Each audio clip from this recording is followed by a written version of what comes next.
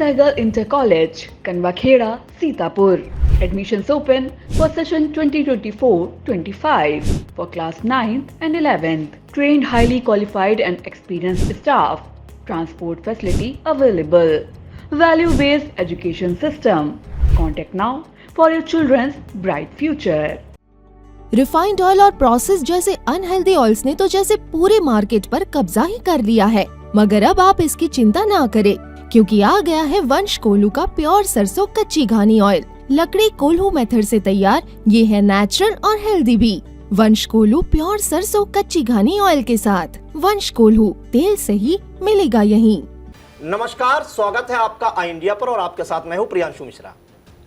नमस्कार, आप देख रहे हैं आई इंडिया और मैं हूं डॉक्टर पंकज सिंह गौर। लोकसभा चुनाव को लेकर हर दल मजबूत प्रत्याशी उतार रहा है और मजबूत प्रत्याशी उतारने की तलाश भी कर रहा है। सपा, कांग्रेस, भाजपा या हो बसपा, हर एक पार्टी प्रत्याशी चयन में तेजी दिखा रहा है और बसपा ने अधिकांश सीटों पर यूपी में प्रत्याशी घोषित कर दिए हैं। आज हम बात करेंगे बहुजन समाज पार्टी की, जो इस समय सबसे ज्यादा चर्चा में है और वो मजबूत प्रत्याशी हर एक सीट पर उतारने में लगी हुई है। और आज बात करेंगे सीतापुर और मिश्रिख लोकसभा सीटों की, जिसे बसपा का गढ़ भी माना जाता है और ये दोनों सीटें बसपा के लिए मजबूत सीटें भी रही हैं पूर्व में। तो यहाँ पे किन प्रत्याशियों की चर्चा है और हर कोई यह जानना चाह रहा है कि यहाँ पर कब प्रत्याशी चयन किया जाएगा। इसके लिए हम सीधे चलते हैं आई इंडिया के editor in chief doctor Pankaj Singh Gaur ji के पास। तो सर, बसपा में अब तक कितने प्रत्याशी घोषित किए जा चुके हैं, कितने नाम परिवर्तित किए जा चुके हैं, क्योंकि इस समय नाम परिवर्तन का भी दौर चल रहा है। समाजवादी पार्टी ने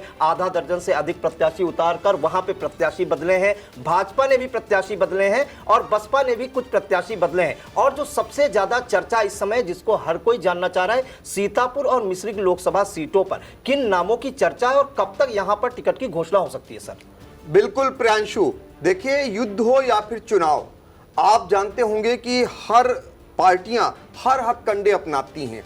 जिस तरीके से लोकसभा चुनाव से पहले बहुजन समाज पार्टी को बहुत ही कमतर आंका जा रहा था कि बहुजन समाज पार्टी उतनी मजबूती से चुनाव नहीं लड़ती है या भाजपा की बी टीम है, लेकिन जिस तरीके से बसपा की सुप्रीमो मायावती और बसपा के नेशनल कोऑर्डिनेटर आकाश आनंद ने आज जो रणनीति अपनाई है, वो देखकर भारतीय जनता पार्टी हो या फिर सपा कांग्रेस गठबंधन सभी हतप्रभ हैं, क्योंकि जिस तरीके से प्रत्याशियों का चयन हुआ है और उनके द्वारा जिस तरीके से चुनावी सभाओं को संबोधित किया जाने लगा है, मजबूती के साथ एक माहौल बनाया जा रहा है, वो लग रहा है कि त्रिकोणीय संघर्ष करने की स्थिति बहुजन समाज पार्टी पैदा कर रही है।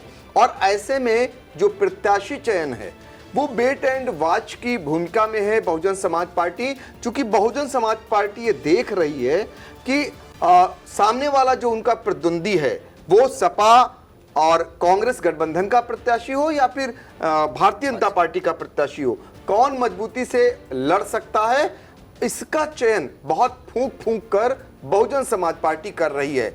लेकिन अब ऐसे में जो कमतर आंक रहे थे, जब बहुजन समाज पार्टी ने अपने मजबूत प्रत्याशियों को उतारना शुरू कर दिया और जहां से पहला चरण है पश्चिमी उत्तर प्रदेश से, वहां पर आकाश आनंद और मायावती की जो चुनावी सभाएं जिस तरीके से होनी शुरू हुई, तो ये माना जाने लगा कि बहुजन समाज पार्टी अब बड़ी मजबूती से लड़ रही है।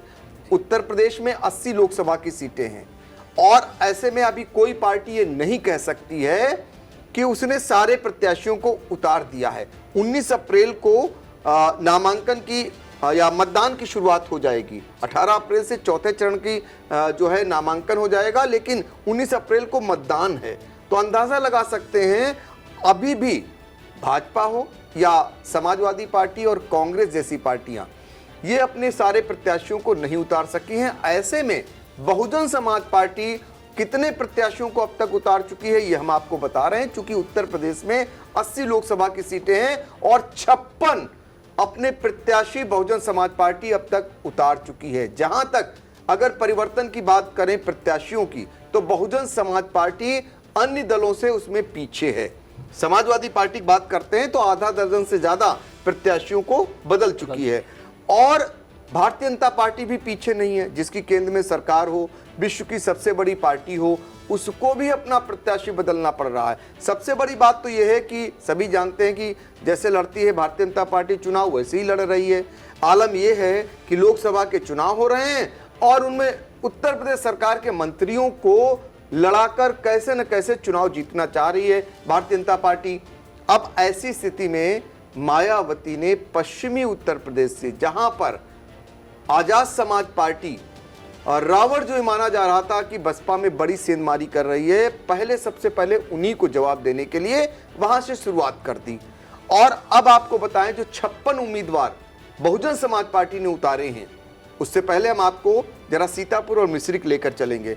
सीतापुर की अगर बात करते हैं तो सीतापुर जो बहुजन समाज पार्टी का पिछले 2 दशक से भी ज्यादा समय से गढ़ रहा है एक समान, और यहां पर बहुजन समाज पार्टी के सीतापुर लोकसभा सीट से 4 बार सांसद बने। 2 बार जो मौजूदा सांसद हैं भारतीय जनता पार्टी के राजेश वर्मा, वो भी 2 बार यहां सांसद रहे, उससे पहले कैसर जहां उसके बीच में रही हैं, तो कुल मिलाकर 3 बार बहुजन समाज पार्टी के सांसद रहे। अब तक जितने भी चुनाव उनके बाद हुए हैं, सीतापुर में दूसरे नंबर पर यानी रनर की पोजीशन में बहुजन समाज पार्टी ही रही है। तो बहुजन समाज पार्टी की स्थिति कितनी मजबूत है, इसको नकारा नहीं जा सकता।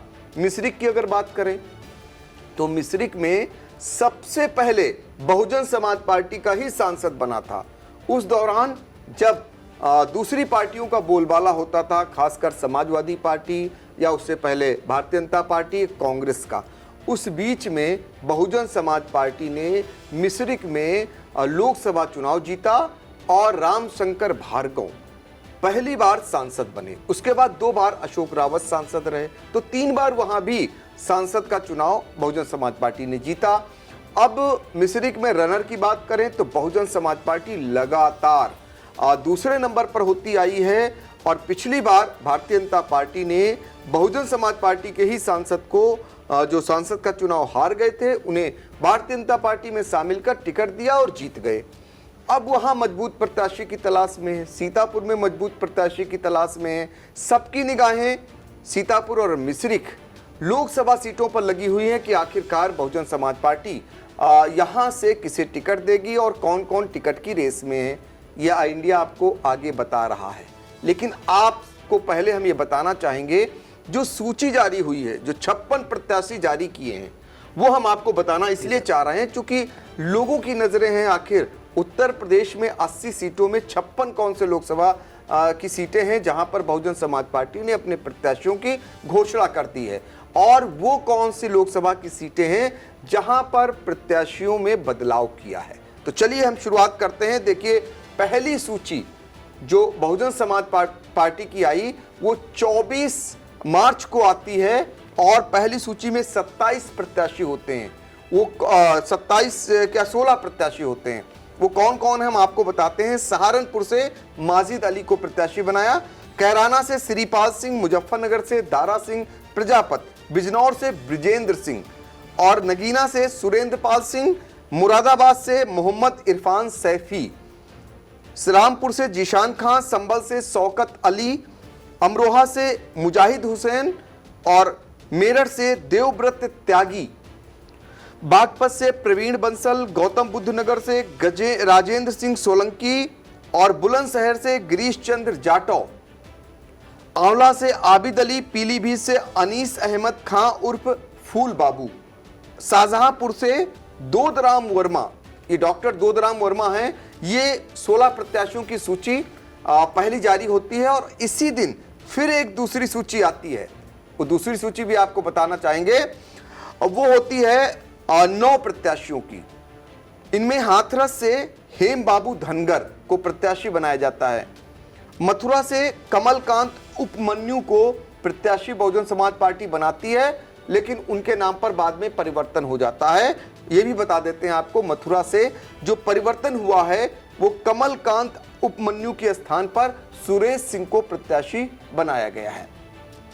आगरा से पूजा अमरोही को प्रत्याशी बनाया गया है। फतेहपुर सीकरी से रामनिवास शर्मा, फिरोजाबाद से सत्येंद्र जैन सौली, इटावा से सारिका सिंह बघेल, कानपुर से कुलदीप भदौरिया, अकबरपुर से राजेश कुमार द्विवेदी और जालौन से सुरेश चंद्र गौतम ये प्रत्याशी बनाए गए हैं। इसके बाद जब तीसरी सूची आती है उसमें 12 प्रत्याशियों की सूची होती है। वो कौन कौन से हैं वो भी बता देते हैं। गाजियाबाद से नंद किशोर पुंडीर और अलीगढ़ से हितेंद्र कुमार उर्फ बंटी उपाध्याय। मथुरा से जो मैंने दूसरी सूची में बताया था जिसमें कमलकांत उपमन्यु प्रत्याशी हुए थे, जब तीसरी सूची आती है तो उनके स्थान पर सुरेश सिंह को प्रत्याशी बना दिया जाता है। मैनपुरी से डॉक्टर गुलशन देव शाक्य, ये तीसरी सूची में इनका नाम होता है, लेकिन इनके स्थान पर शिव प्रसाद यादव इन्हें जो है प्रत्याशी बनाया जाता है। तो इस तरीके से ये बदलाव है। खीरी से अंशय कालरा रॉकी जी और उन्नाव से अशोक कुमार पांडे ये संपादक रहे हैं, अमर उजाला के बड़े पत्रकार हैं और इन्हें प्रत्याशी बनाया है। मोहनलालगंज से राजेश कुमार उर्फ मनोज प्रधान, लखनऊ से सरवर मलिक, कन्नौज से इमरान बिन जफर, कौसाम्बी से शुभ नारायण और लालगंज से डॉक्टर इंदु चौधरी, मिर्जापुर से मनीष त्रिपाठी, आजमगढ़ से ये जो चौथी सूची जारी होती है उसमें 9 प्रत्याशियों की सूची जारी होती है। इनमें आजमगढ़ से भीम राजभर जो यूपी के पूर्व प्रदेश अध्यक्ष बीएसपी के होते हैं। घोसी से बालकृष्ण चौहान, ये पूर्व सांसद रहे हैं बसपा के। एटा से मोहम्मद इरफान एडवोकेट, धौरारा से श्याम किशोर अवस्थी, फैजाबाद से सच्चिदानंद पांडे, बस्ती से दयाशंकर मिश्रा, गोरखपुर से जावेद सिमनानी, चंदौली से सत्येंद्र कुमार मौर्य, रॉबर्ट्सगंज से धनेश्वर गौतम एडवोकेट। ये चौथी सूची आपको मैंने पढ़कर बताई। अब 5वीं सूची में आपको बताते हैं। मैनपुरी से शिव प्रसाद यादव को जो प्रत्याशी घोषित किए थे सूची में पहले, उनके स्थान पर गुलशन देव शाक्य को कर दिया जाता है, लेकिन गुलशन देव शाक्य के स्थान पर शिव प्रसाद यादव यहां से प्रत्याशी होते हैं, माफ कीजिएगा। बदायूं से मुस्लिम खां ये प्रत्याशी घोषित किए गए हैं। बरेली से छोटेलाल गंगवार, सुल्तानपुर से उदयराज वर्मा, फरुखाबाद से क्रांति पांडे, बांदा से मयंक द्विवेदी, डुमरियागंज से ख्वाजा शमसुद्दीन, बलिया से लल्लन सिंह यादव, जौनपुर से श्री कला सिंह पत्नी धनंजय सिंह। ये बड़ा खेल हुआ है। जेल में रहते हुए धनंजय सिंह की पत्नी बसपा से उम्मीदवार हुई हैं जौनपुर से। तो अंदाजा लगा सकते हैं कि बीएसपी कितनी गंभीरता से चुनाव लड़ रही है। गाजीपुर से डॉक्टर उमेश कुमार सिंह और वाराणसी से अतहर जमाल लारी, ये प्रत्याशी कुल मिलाकर 56 उम्मीदवारों को अब तक बहुजन समाज पार्टी उतार चुकी है 5 सूची जारी कर। अब अगली सूची का सभी को इंतजार हो रहा है और खासकर सीतापुर और मिश्रिक का, क्योंकि सीतापुर और मिश्रिक लंबे समय तक और अभी भी बहुजन समाज पार्टी का एक मजबूत वोट बैंक माना जाता है। अब यहां पर मजबूत प्रत्याशी की तलाश थी बहुजन समाज पार्टी को। तो सीतापुर से आपको बताएं कि भारतीय जनता पार्टी से बिस्वा से विधायक रहे महेंद्र यादव जो टिकट मांग रहे थे लोकसभा का सीतापुर से, जब उन्हें टिकट नहीं मिला तो उन्होंने बहुजन समाज पार्टी की तरफ रुख किया। वो पार्टी कार्यालय में भी उनकी उपस्थिति देखी गई, वहां से भी आशीर्वाद ले आए और पार्टी के जिला अध्यक्ष से भी वो मिल लिए हैं। अब सभी को इंतजार हो रहा है कि महेंद्र कुमार यादव की घोषणा कब तक होगी। महेंद्र कुमार यादव बहुजन समाज पार्टी से टिकट लड़ने की पूरी तैयारी कर चुके हैं, सिर्फ घोषणा होनी बाकी है और उसी सूची का इंतजार सीतापुर लोकसभा क्षेत्र के लोगों को हो रहा है। अब आपको ये भी बता दें कि आखिर कब हो सकती है घोषणा। तो चूंकि 18 अप्रैल से सीतापुर में नामांकन है जो 25 अप्रैल तक चलेगा। चौथे चरण के तहत सीतापुर में चुनाव हो रहा है। अब आप समझ गए होंगे कि नामांकन का कितना समय बचा है। तो लिहाजा ऐसी स्थिति में 18 अप्रैल को जब नामांकन होना है तो ये माना जा रहा है, आज तारीख हो गई है 17 अप्रैल को बहुजन समाज पार्टी सीतापुर लोकसभा सीट से अपने प्रत्याशी की घोषणा कर सकती है। अब ये घोषणा पार्टी के एमएलसी डॉक्टर भीमराव अंबेडकर जो कि सीतापुर में सीतापुर में खैराबाद है, वहां पर बुनियाद महाविद्यालय है, वहां पर वो पहुंचकर कर सकते हैं, ऐसी संभावनाएं जताई जा रही है। बुनियाद महाविद्यालय में एक बड़ी बैठक बसपा की बुलाई गई है और ये माना जा रहा है कि यहां पर भीमराव अंबेडकर सीतापुर से प्रत्याशी की घोषणा कर सकते हैं। ऐसी स्थिति में सबसे मजबूत नाम और जिनका नाम चर्चा में है वो नाम है महेंद्र यादव। लेकिन चूंकि बसपा है, बसपा में जब तक बहन जी के स्तर से ये घोषणा नहीं हो जाती है तब तक कोई पक्का नहीं कह सकता, लेकिन उम्मीद जरूर कर सकते हैं और ऐसी उम्मीद महेंद्र यादव के समर्थकों ने लगाना शुरू कर दिया है। अब बात आ रही है मिश्रिक सुरक्षित लोकसभा सीट की, जो मिश्रिक, हरदोई और कानपुर को मिलाकर बनाई गई है। तो यहाँ पर प्रत्याशी कौन होगा, जहाँ बसपा की मजबूत स्थिति है। अब ऐसे में यहाँ कुछ नाम सामने आ रहे थे, लेकिन लोगों का कहना है कि बसपा प्रमुख मायावती का पहले जोर चल रहा था कि यहाँ पर रैदास यानी चमार बिरादरी का कोई प्रत्याशी मैदान में आए। उसके बाद यहाँ पर पासी समाज से प्रत्याशी ढूंढा जाने लगा, फिर कनौजिया समाज से यहाँ प्रत्याशी ढूंढा जाने लगा। तो ऐसे में कुछ नाम यहाँ पर चल रहे हैं, लेकिन जो पहला नाम यहाँ पर प्रभावी नाम बताया जा रहा है, जिन्हें एक दिन पहले बसपा के प्रदेश कार्यालय बुलाया गया था, वो नाम छनकर आया है, वो संत कुमार संतू हैं। अब ये संत कुमार संतू कौन है, इनके बारे में जान लीजिए। यह हरदोई की बेनीगंज विधानसभा क्षेत्र पड़ती, जो अब बालामऊ हो चुकी है। यहाँ से कभी विधायक रहे हैं बहुजन समाज पार्टी के, फिर ये कुछ दिन के लिए सपा में चले गए थे। अब ये माना जा रहा है कि संत कुमार संतू को मिश्रिक से बहुजन समाज पार्टी लड़ा सकती है, लेकिन बात वहीं पर फिर आकर टिक रही है कि यहाँ सारे निर्णय बसपा सुप्रीमो बहन मायावती करती हैं। जब तक उनके स्तर से घोषणा नहीं हो जाती है तब तक कुछ भी कहना मुश्किल है। लेकिन चूंकि बहुजन समाज पार्टी अभी भी मजबूत जो लोकसभा क्षेत्र है वहाँ कुछ प्रत्याशियों को उतारा जाना है, तो सबकी निगाहें इस पर लगी हुई थी। इसलिए आई इंडिया ने सबसे विश्वसनीय तरीके से, सबसे सटीक तरीके से और जो जानकारी जुटाई वो आप तक पहुंचाने का काम जरूर बहुजन समाज पार्टी कर रही है। अब चूंकि मीडिया से बहुजन समाज पार्टी का उतना बैर नहीं रहा, आप देख रहे होंगे जब से नेशनल कोऑर्डिनेटर आकाश आनंद बनाए गए हैं, लगातार वो मीडिया से बातचीत कर रहे हैं, पार्टी की ओर से अपना पक्ष भी रख रहे हैं। तो बहुत सारी बातें निकल करके आ रही थी, तो वो सारी जानकारियों को जुटाया गया, उसके बाद आप तक पहुंचाने का काम किया गया है। जैसे ही बहुजन समाज पार्टी मिश्रिक और सीतापुर लोकसभा सीट से प्रत्याशियों की घोषणा प्रियांशु करती है, सबसे पहले आई इंडिया अपने दर्शकों को पहुंचाने का काम करेगा।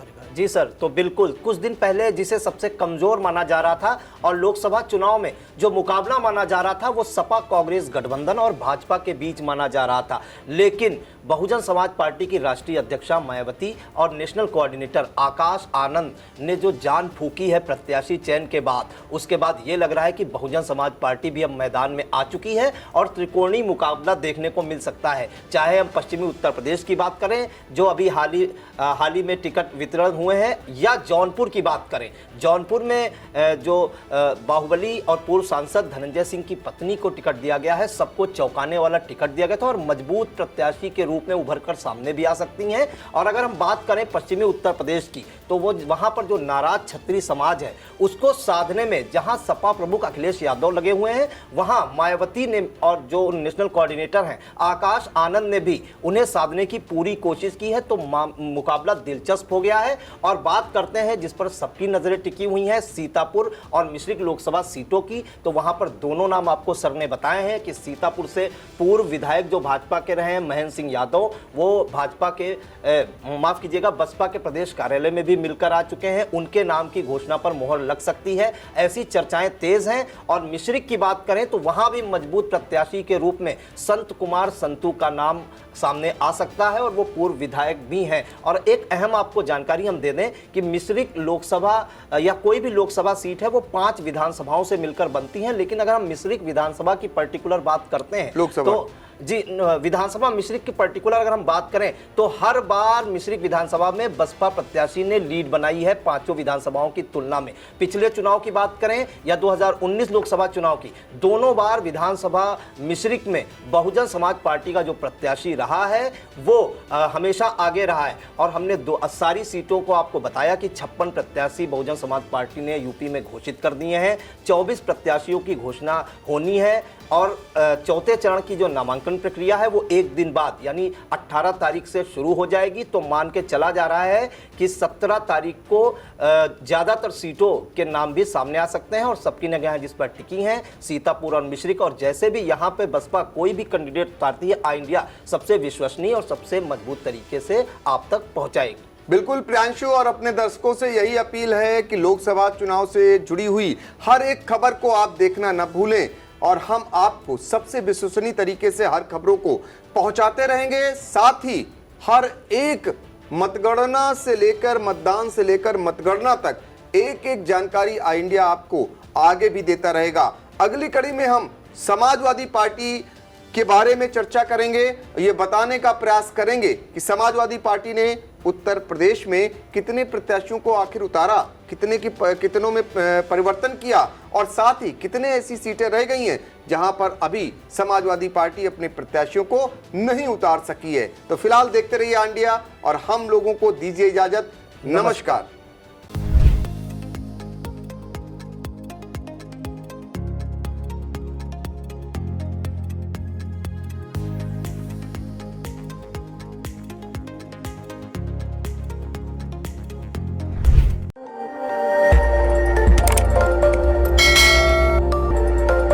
खबर आपकी, नजर हमारी। देखते रहिए आई इंडिया।